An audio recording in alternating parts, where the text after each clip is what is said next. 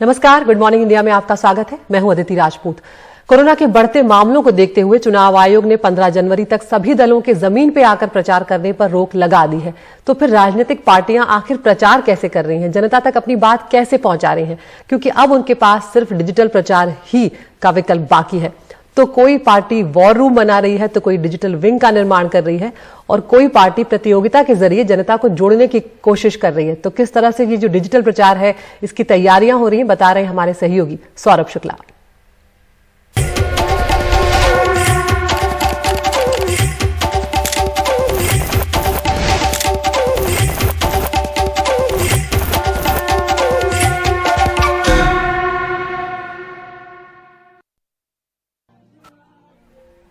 इस तरह की रैलियां और रोड शो अभी कुछ दिन आप नहीं देख पाएंगे। चुनाव आयोग ने चुनाव प्रचार जमीन के बदले मीडिया और सोशल मीडिया पर शिफ्ट कर दिया है। डिजिटल चुनाव प्रचार में बीजेपी की तैयारी दूसरे राजनीतिक दलों से ज्यादा मजबूत नजर आती है।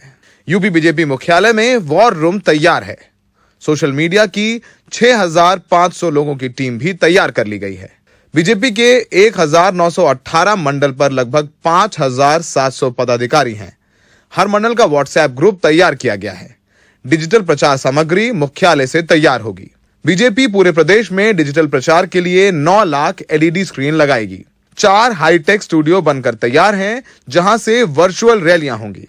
वर्चुअल रैली में एक साथ 10 से 50 हजार लोग जोड़े जा सकेंगे। आज भारतीय जनता पार्टी के पास सोशल मीडिया का एक स्ट्रांग नेटवर्क है, जिससे आज अखिलेश यादव जी लगातार डर रहे हैं। जिन्होंने वर्ष भर कभी तैयारी नहीं की, वो आज परीक्षा के काल में डर रहे हैं। भारतीय जनता पार्टी के कार्यकर्ता पूरी तरह से तैयार है। निर्वाचन आयोग की जो भी सिफारिशें हैं, हम उसका अक्षरशः पालन करने के लिए तैयार हैं। अखिलेश यादव की रथ यात्राओं में उमड़ रही जबरदस्त भीड़ से उत्साहित सपा अभी डिजिटल प्रचार में थोड़ा पीछे नजर आती है। सोमवार को सपा सांसद और वरिष्ठ नेता प्रोफेसर रामगोपाल ने ट्वीट कर चुनाव आयोग पर पक्षपात करने का आरोप लगा दिया। प्रोफेसर रामगोपाल ने ट्वीट कर कहा कि झंडा, बैनर, पोस्टिंग, होर्डिंग कुछ नहीं लगा सकते। सभा, नुक्कड़ सभा, रोड शो, रैली भी नहीं कर सकते। मीडिया विपक्ष को दिखा नहीं सकती, तो क्या अखिलेश की जनसभाओं में उमड़ते जन सैलाब से घबराकर सरकारी पार्टी के अनुकूल सब व्यवस्था की जा रही है? मतदाता साइकिल पहचानता है और साइकिल का बटन ही दबाएगा। हम ये मानते हैं, हम ये भरोसा रखते हैं कि जो योगी। लेकिन सपा भी सोशल मीडिया पर आ रहे हैं अखिलेश कैंपेन के जरिए ज्यादा से ज्यादा लोगों तक पहुंचने की कोशिश में जुटी हुई है। यूपी चुनाव के लिए सपा की डिजिटल प्लानिंग क्या है? अखिलेश यादव के भाषणों के यूट्यूब, ट्विटर और फेसबुक लिंक शेयर किए जाते हैं। समाजवादी डिजिटल विंग का गठन किया गया है। बूथ स्तर पर व्हाट्सएप ग्रुप बनाकर लोगों को जोड़ा जाएगा। सभी नेताओं और कार्यकर्ताओं को सोशल मीडिया के सभी प्लेटफॉर्म पर एक्टिव रहने के आदेश दिए हैं। 100 से ज्यादा वेरीफाइड ट्विटर और फेसबुक अकाउंट तैयार हैं, जैसे अखिलेश यादव का, डिंपल यादव का, नरेश उत्तम का। वर्चुअल रैली के लिए जूम और माइक्रोसॉफ्ट जैसे ऐप का इस्तेमाल करने की तैयारी है। कांग्रेस डिजिटल कैंपेन में सपा से आगे नजर आती है। प्रियंका गांधी लगातार फेसबुक के जरिए वोटरों से बातचीत कर रही हैं। कांग्रेस का कैंपेन उनके नारे लड़की हूं, लड़ सकती हूं के साथ महिला वोटरों को रिझाने की कोशिश करता है। कांग्रेस प्रियंका के साथ लाइव कार्यक्रम शुरू कर चुकी है। प्रियंका सोशल मीडिया पर सीधे वोटरों से बात कर रही हैं। यूपी के सभी ब्लॉक में कांग्रेस एलईडी स्क्रीन लगाने जा रही है। इंस्टाग्राम पर लड़कियों का डांस चैलेंज शुरू किया जाएगा। कांग्रेस के 75,000 व्हाट्सएप ग्रुप भी बनाए गए हैं। दिल्ली और लखनऊ में सोशल मीडिया वॉर रूम बनाए गए हैं। इस तरीके से मैराथन आपने देखी होगी, मुरादाबाद, झांसी, लखनऊ में सुपर हिट रही, तो उनको हमको बंद करना पड़ा कोविड गाइडलाइंस के चलते। लेकिन अब हम डिजिटल मैराथन के जरिए गली गली कांग्रेस जैसे कुछ हमने डिजिटल कार्यक्रम तैयार किए हैं, जो हम आगे आने वाले दिनों में शुरू करने वाले हैं। डिजिटल रैलीज के थ्रू प्रियंका जी पूरे प्रदेश के कार्यकर्ताओं को, उस जगह के स्थानीय नागरिकों को, मतदाताओं को एड्रेस कर पाएंगे। बसपा इस पूरे डिजिटल कैंपेन में सबसे पीछे नजर आती है।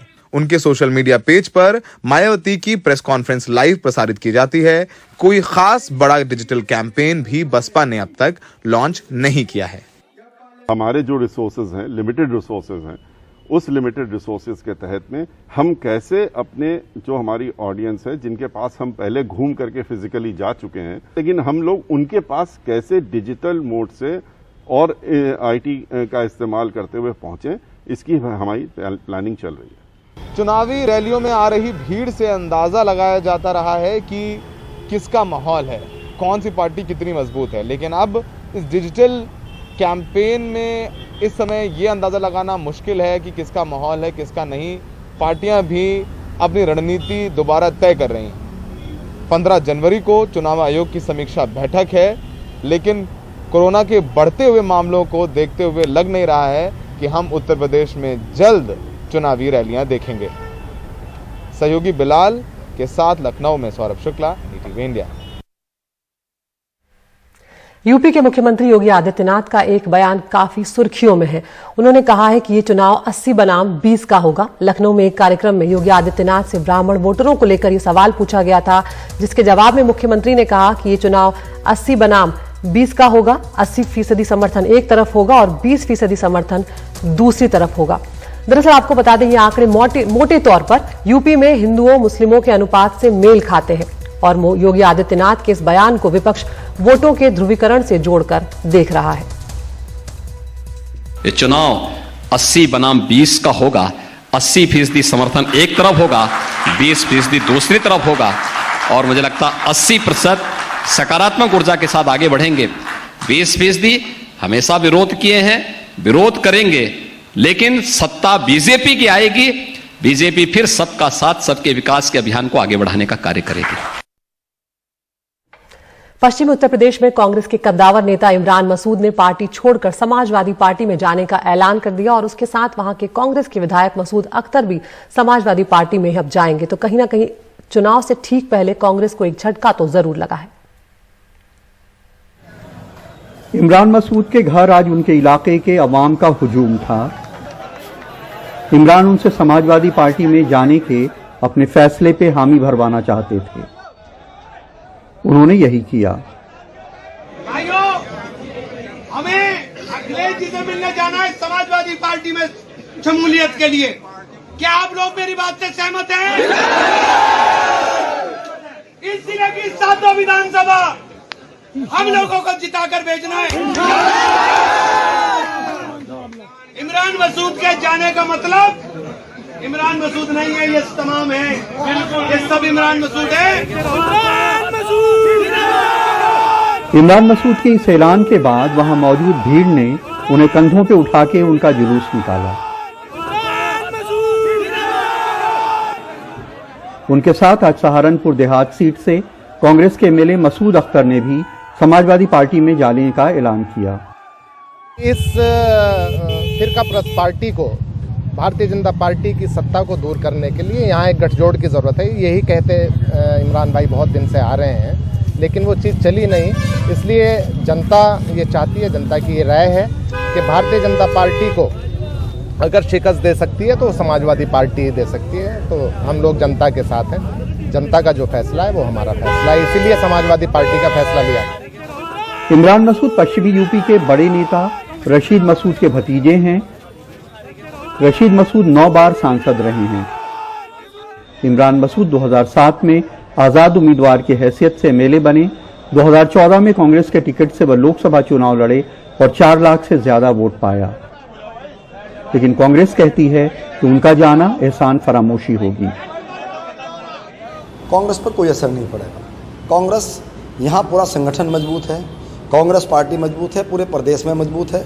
रही बात उनकी, तो अगर वो कांग्रेस पार्टी छोड़ते हैं तो मैं कहूँगा कि ये एक आसान फरामोशी होगी। पश्चिमी यूपी की सीटों के लिए समाजवादी पार्टी और आरएलडी का गठबंधन हो गया है। इसलिए समझा जाता है कि अगर इमरान मसूद सपा के टिकट से चुनाव लड़ते हैं तो चूंकि उनका अपना भी जनाधार है, वो फायदे में रह सकते हैं। सहारनपुर में अशोक कश्यप और लखनऊ में कैमरामैन राजेश गुप्ता के साथ कमाल खान, NDTV इंडिया। उत्तर प्रदेश में 7 चरणों में चुनाव होना है। ऐसे में वहां पर कितने लोगों को वैक्सीन लगी है, ये भी एक बहुत बड़ा मसला है। 60 साल से ऊपर वालों को बूस्टर डोज लगना शुरू तो हो गई है, लेकिन यूपी उन राज्यों में है जहां टीकाकरण की दर सबसे नीचे है। राज्य में अब तक सिर्फ 53% लोगों को ही वैक्सीन लग पाई है। राज्य सरकार के सामने ये बड़ी चुनौती है कि इसे कैसे बढ़ाया जाए। अब मुख्यमंत्री योगी आदित्यनाथ ने कहा है कि चुनाव से 10 दिन पहले राज्य में हर व्यक्ति को कम से कम पहली डोज जरूर लग जाए, ये सुनिश्चित किया जाए। उन्होंने कहा कि चुनाव कार्यक्रम के मुताबिक जनपदों में टीकाकरण अभियान चलाया जाए, यानी जहां पहले वोटिंग है वहां पहले वैक्सीनेशन हो। पूरे उत्तर प्रदेश में बूस्टर डोज दी जा रही है, लेकिन यूपी का सबसे बड़ा सरदर्द ये है कि 1 महीने बाद चुनाव है और यहाँ कुल टीकाकरण काफी कम है, बस आधे से कुछ ज्यादा लोगों का। उत्तर प्रदेश जैसे राज्य में एक जो बड़ी चुनौती है बूस्टर डोजेस के अलावा वो ये है कि दूसरी डोज का जो कवरेज है वो कैसे इंक्रीज किया जाए। सिर्फ 53% लोग अभी ऐसे हैं जो फुली वैक्सीनेटेड हैं और ये दर बहुत कम है। जैसे ये लोग जो हैं, आपका नाम क्या एक बार फिर बता दीजिए। सर्वेश जी, कितना लेट हुआ है आपको सेकंड डोज? अरे 2 महीने सर। 2 महीना क्यों लेट हुआ? जी सर, बक्सम रख दिए थे, मिल नहीं रहे पर्ची। हाँ, तो आपको ये नहीं मालूम था आधार कार्ड के साथ भी आएंगे तब भी हो जाएगा? सर आधार कार्ड नहीं मालूम था। ठीक है, कोई बात नहीं। तो ऐसे बहुत सारे लोग हैं जिनका सेकेंड डोज डिलेड है और ये चुनौती है इलेक्शन स्टार्ट होने से पहले कि कैसे ये वैक्सीनेशन, फुल वैक्सीनेशन का जो कवरेज है इसको थोड़ा बढ़ाया जाए। यूपी में अब तक 7.93 करोड़ लोगों को दोनों डोज दी जा चुकी है, जबकि टीका लेने की योग्य आबादी 15 करोड़ से ऊपर है। चुनाव आयोग ने टीकाकरण की इस नीची दर पर चिंता जताई है, पहले 30 दिसंबर को जब आयोग लखनऊ में था और फिर शनिवार को जब चुनाव की घोषणा हुई। तो क्या अब रफ्तार बढ़ रही है? शनिवार को यूपी प्रशासन ने 8.33 लाख लोगों को दूसरी डोज दी। ये बीते 10 दिन में सबसे ज्यादा है। शुक्रवार को 8.22 लाख लोगों को टीके की दूसरी डोज लगी, 10 दिन में दूसरी सबसे बड़ी संख्या। रविवार को शायद छुट्टी की वजह से संख्या कम हुई, लेकिन सोमवार को इसके बढ़ने के आसार हैं। यूपी के ग्रामीण जिलों में टीकाकरण की चुनौती कहीं ज्यादा बड़ी है, जैसे पूर्वी यूपी के बलिया जिले में, जो यूपी में टीकाकरण में सबसे पीछे चल रहा है। बलिया में मार्च में छठे दौर में चुनाव है। आज जनपद बलिया अभी वैक्सीनेशन की स्पीड में काफी पीछे है। 73% के आसपास की पॉपुलेशन को हम फर्स्ट डोज दे पाए हैं और ये उत्तर प्रदेश के 75वें स्थान पर है। हमारी कोशिश है कि 20 तारीख तक हम इसको टॉप 10 डिस्ट्रिक्ट्स की सूची में शामिल करा पाएं। सेकेंड डोज लेने वालों की संख्या अपेक्षाकृत ज्यादा हो रही है, कम नहीं हो रही फर्स्ट डोज की तुलना में। अगर हम देखें हमारे जनपद में रीजन ये है कि फर्स्ट डोज जिन्होंने देर से लिया है उनको सेकेंड डोज के लिए थोड़ा वेट करना पड़ेगा। तो बहुत सारे लोगों को जनपद बलिया में फर्स्ट डोज देर से मिली है। तो चुनौती वही रहती है, कैसे उत्तर प्रदेश में सभी लोगों का पूर्ण टीकाकरण हो। बलिया में करुणा सिंधु और कैमरा पर्सन विनीत वर्मा के साथ आलोक पांडे, एनडीटीवी इंडिया। अब ओमिक्रॉन वेरिएंट की बात करते हैं तो कोविड की जो तीसरी लहर है उसमें केस तो बहुत तेजी से बढ़ रहे हैं, लेकिन राहत अभी तक ये देखी जा रही है कि मामले उतने गंभीर नहीं है जितने हमने डेल्टा वेरिएंट के वक्त देखे थे। और इसी को देखते हुए आईसीएमआर ने अब नई गाइडलाइंस जारी कर दी हैं। उसमें यह कहा गया है कि बिना लक्षणों वाले लोगों को टेस्ट कराने की जरूरत नहीं है। अगर आप एसिम्प्टोमेटिक हैं तो आप टेस्ट ना करवाएं। कोविड संक्रमित के संपर्क में आने वालों को भी टेस्ट कराने की जरूरत नहीं है, बशर्ते उन्हें कोई दूसरी और समस्या ना हो। इसके अलावा होम आइसोलेशन की गाइडलाइन से डिस्चार्ज हुए लोगों को भी अब टेस्ट कराने की जरूरत नहीं है, ये आईसीएमआर की तरफ से कहा गया है। तो आप अपने डॉक्टर से सलाह जरूर लें, क्योंकि इस वक्त कई लोग जो हैं वो संक्रमित हुए हैं कोरोना से। ऐसे में आप अपने डॉक्टर की सलाह लें कि आपको टेस्ट कराने की जरूरत है या नहीं। अगर आप एसिम्प्टोमेटिक हैं तो आप घर पर ही आइसोलेट करके खुद को ठीक हो सकते हैं। और अब दिल्ली के नए आंकड़ों की बात करते हैं। दिल्ली में पिछले 24 घंटों में 19,166 कोविड मरीज सामने आए हैं। दिल्ली में कोविड का जो पॉजिटिविटी रेट है वो कल के मुकाबले और बढ़ा है। कल 23.5% था, आज ये 25% हो गया है। रविवार की अगर बात करें तो केस कम हुए हैं उसके मुकाबले, पॉजिटिविटी दर लेकिन बढ़ी है। दिल्ली में हर चौथे टेस्ट पर कोरोना केस सामने आ रहा है, यानी कि हर चौथा मरीज जिसका टेस्ट हो रहा है वो पॉजिटिव निकल रहा है। दिल्ली में नई पाबंदियां भी लगाई जा रही हैं, तो अब आप रेस्टोरेंट में खाना नहीं खा सकेंगे। हालांकि खाना घर ले जा सकने की इजाजत जरूर दे दी गई है।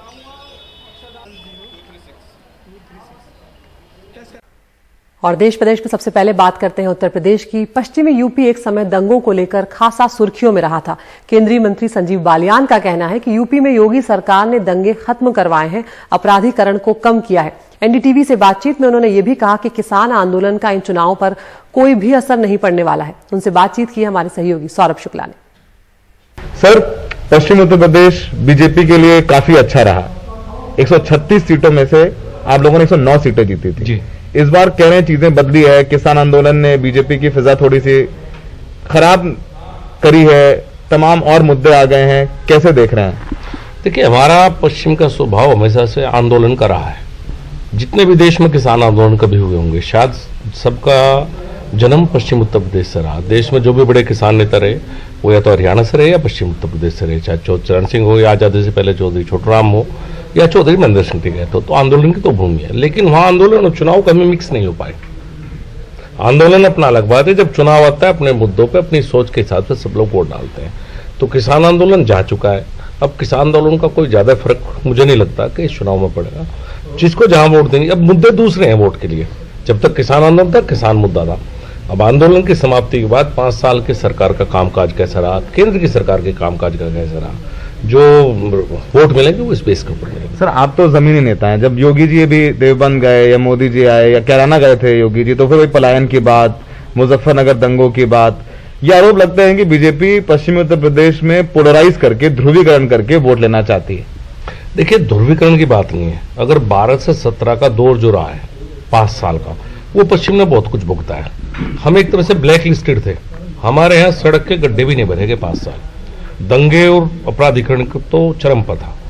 तो जब हम चुनाव में जाएंगे तो अपनी अच्छी बातों के साथ साथ 2012 से 17 का दौर याद दिलाना, वो चाहे मेरा मुख्यमंत्री हो या प्रधानमंत्री हो, मैं हूं, सबको उस दौर की याद तो हम दिलाएंगे, क्योंकि उस दौर की याद आते ही लोगों को तुलना में ही पता लगेगा सरकार कैसे चल रही। 12 से 17 की सरकार की तुलना अगर 17 से 22 में करेंगे तो शायद पश्चिम में हर व्यक्ति कहेगा कि 17 से 22 की सरकार बहुत अच्छी है, 12 से 17 की। राकेश टिकैत कितना बड़ा फैक्टर है, वो आपके जिले से ही आते हैं, उनकी खाद भी है और वो जाहिर सी बात एक फेस रहे किसान आंदोलन का, वो कितना बड़ा फैक्टर देखते हैं? वो भले किसी का प्रचार ना करने की बात कर रहे हो, लेकिन वो बीजेपी के खिलाफ ही है, जो उनके बयान है। देखिए वो किसान नेता है, वो हमेशा कहते हैं कि भाई सरकारों के खिलाफ किसान नेता जो आंदोलनकारी बोलते हैं, और वो स्पष्ट कर चुके हैं वो किसी के चुनाव प्रचार में कहीं नहीं है। तो फिर आप ये क्यों कह रहे हो हमारे खिलाफ है? उन्हें पहले भी हमें वोट दिए, हम वोट मांगे, इस बार भी हो सके हम ही वोट देते हैं। संजीव बालियान राजनीतिक बात करते हुए राकेश टिकैत से वोट मांगेंगे। संजीव बालियान उन नेताओं में से हैं जो किसान आंदोलन के पीक पे भी लोगों के बीच जा रहे थे, भले ही विरोध झेलना पड़ा लेकिन उन्होंने टफ नहीं छोड़ी। और बैठक है, टिकट डिसाइड होने वाले हैं। पश्चिमी उत्तर प्रदेश बीजेपी ने वहां स्वीप किया था 2014, 17, 19 में, और अहम रहेगा क्योंकि किसान आंदोलन का केंद्र रहा है पश्चिमी उत्तर प्रदेश। लखनऊ में बिलाल के साथ Saurabh Shukla, NDTV India. Bahujan Samaj party की बात करते हैं, जो सोशल मीडिया पर भी दूसरी पार्टियों से पीछे नजर आ रही है। प्रचार के मामले में मायावती भी बहुत ही कम लोगों से मुखातिब हो रही हैं, और अब क्योंकि प्रचार पर पाबंदी लग गई है तो बसपा के लिए मुसीबत थोड़ी और बढ़ जाएगी। हालांकि बहुजन समाज पार्टी लगातार सरकार पर हमलावर है, और हाल ही में मायावती ने कहा है कि यूपी में जंगल राज है। सतीश चंद्र मिश्रा बहुजन समाज पार्टी के, उनसे भी हमने बातचीत की है। उनका कहना है कि यूपी से भाईचारा अब खत्म हो गया है। कमाल खान ने उनसे बातचीत की है।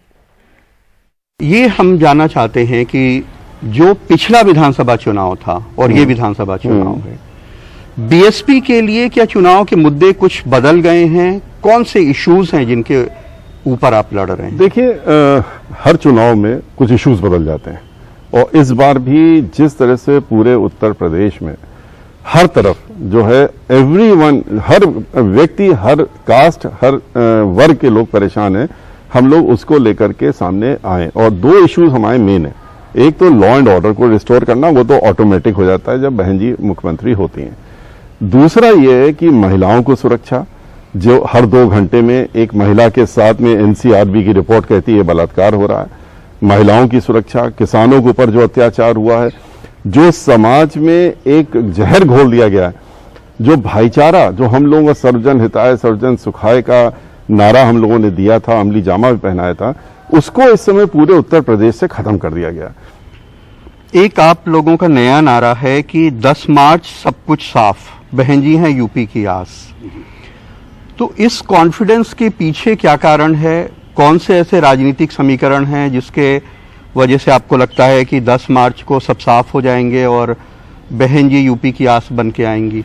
देखिए, यूपी जो है, यूपी में कौन लोग हैं? यूपी में महिलाएं हैं, किसान हैं, मजदूर हैं, नौजवान युवक हैं जो बेरोजगारी से परेशान है, हो रहे हैं।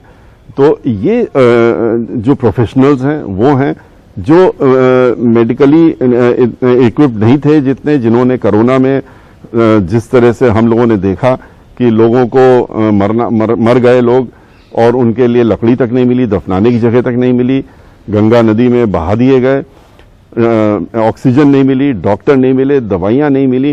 तो इन सारी जितना भी ये वर्ग है जो दुखी है, हर तरीके से दुखी है, उसने पहले समाजवादी पार्टी को देखा, हमारे बाद समाजवादी पार्टी में उसने देखा कि दंगे फसाद किसने कराए किसने नहीं कराए वो अलग चीज है, दंगे होते हैं अपने आप नहीं, अगर होते तो बहन जी की सरकार में भी होते। अयोध्या का जजमेंट आया था, पूरे देश में कर्फ्यू टाइप का लगा था, यहाँ प्राइमरी स्कूल भी खुले हुए थे, ये भी आपको मालूम है।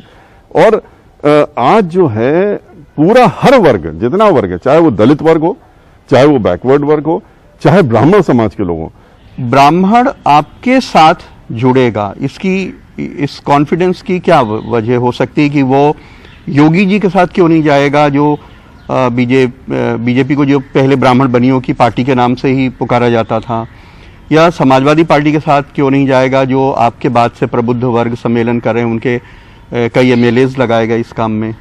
देखिए, प्रबुद्ध वर्ग सम्मेलन हमने जब शुरू किया 23 मार्च से अयोध्या से, 23 जुलाई से आप भी थे वहां पर, ये लोग ब्राह्मण समाज के लोग किस तरीके से स्वयं निकल करके आए थे। समाजवादी पार्टी में क्या हुआ, समाजवादी पार्टी जब आई तो वो तो एक वर्ग के लिए काम करने लगी, एक पर्टिकुलर कास्ट के लिए वर्क करने लगी, वो सबको मालूम है, सब जगह पूरा शुरू से आखिर तक मालूम पड़ रहा है कि वहां सब जन चल रहा था, यहाँ एक जन चल रहे हैं।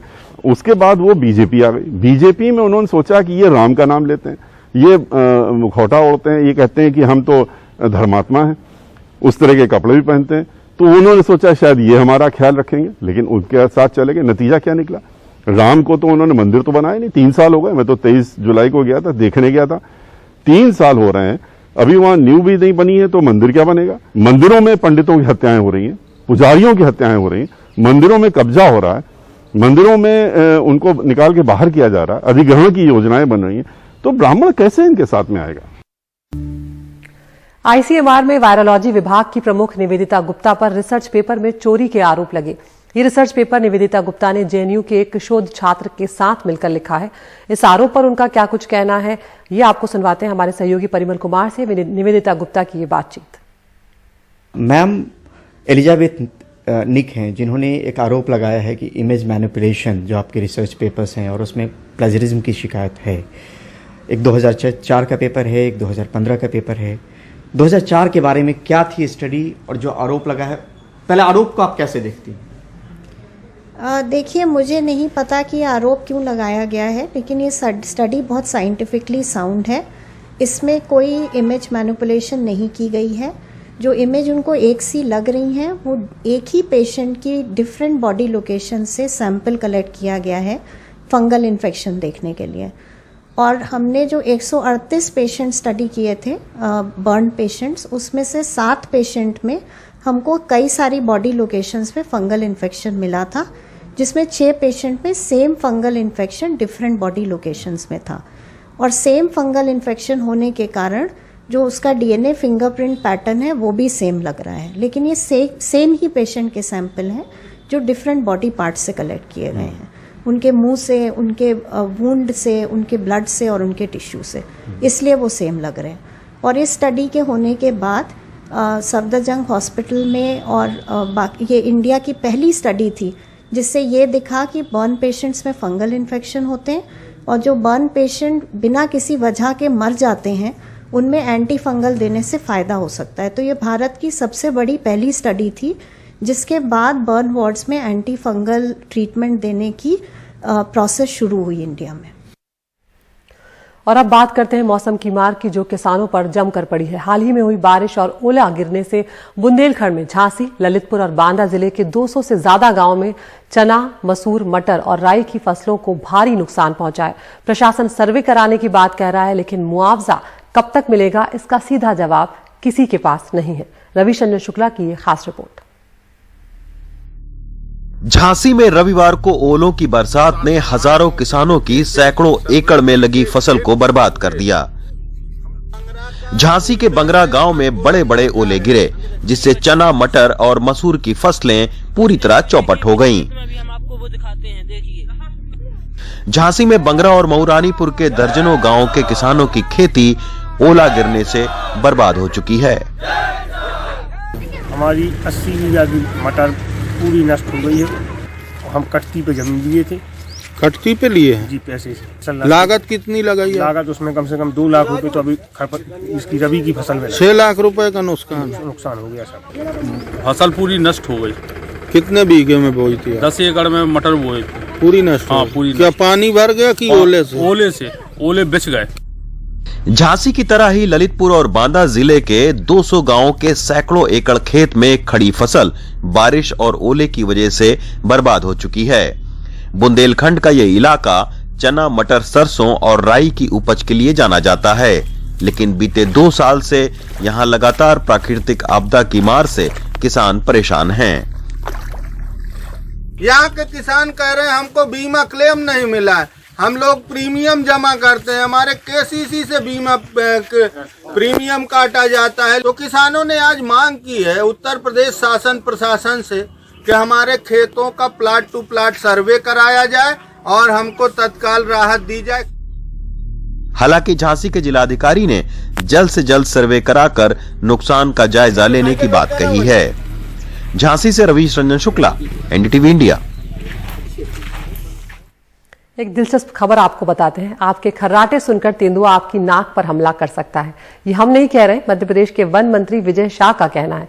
उन्होंने पचमढ़ी में एक व्यक्ति पर तेंदुए के हमले पर ऐसा कहा है।